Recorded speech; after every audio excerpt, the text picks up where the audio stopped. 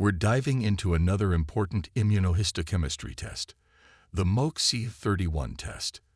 This test plays a crucial role in diagnosing various cancers, especially those of epithelial origin. Let's break down everything you need to know about the Moc31 test, starting with some essential pre-test information. Pre-test information.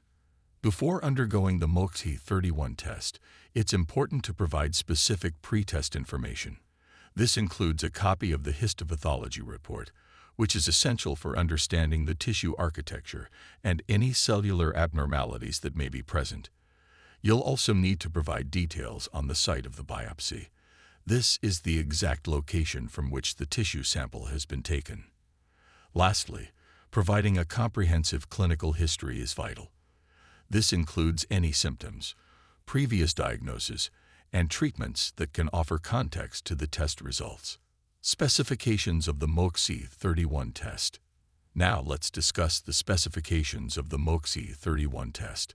Moc31 is an immunohistochemical marker used to identify epithelial cells. This test is particularly valuable because it helps pathologists differentiate between tumors of epithelial origin, such as adenocarcinomas and other types of cancer.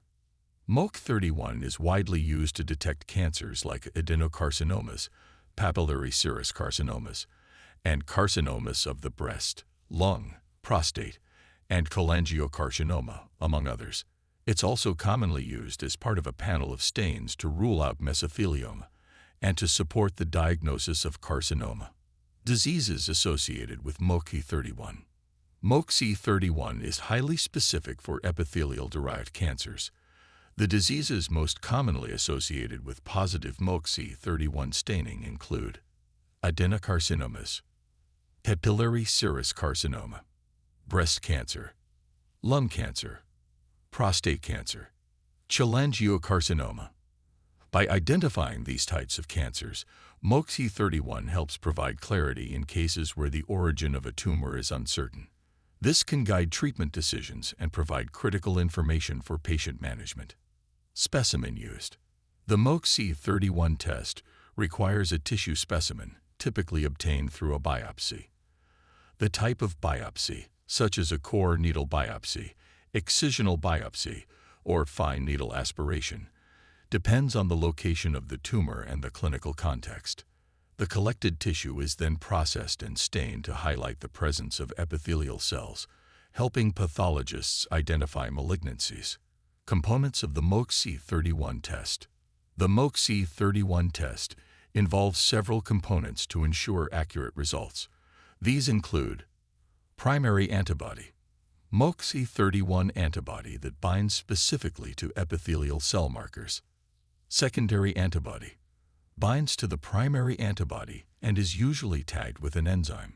Chromogen, a substrate that reacts with the enzyme on the secondary antibody to produce a visible color change. Counterstain, applied to provide contrast, highlighting the overall tissue structure for better visualization. These components work together to accurately identify and visualize epithelial cells within the biopsy sample. Test report time. The turnaround time for the Moc31 test is approximately 7 days. This includes the time required for specimen preparation, staining, analysis, and reporting. It's crucial to allow this time to ensure that the results are accurate and reliable, providing valuable insights for diagnosis and treatment planning. Test information recap. To recap, the Moc31 test is a powerful tool in the identification and differentiation of epithelial origin tumors.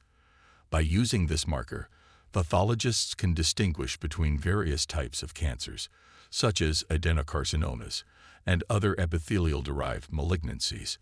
It's particularly useful in ruling out mesothelioma and supporting carcinoma diagnosis.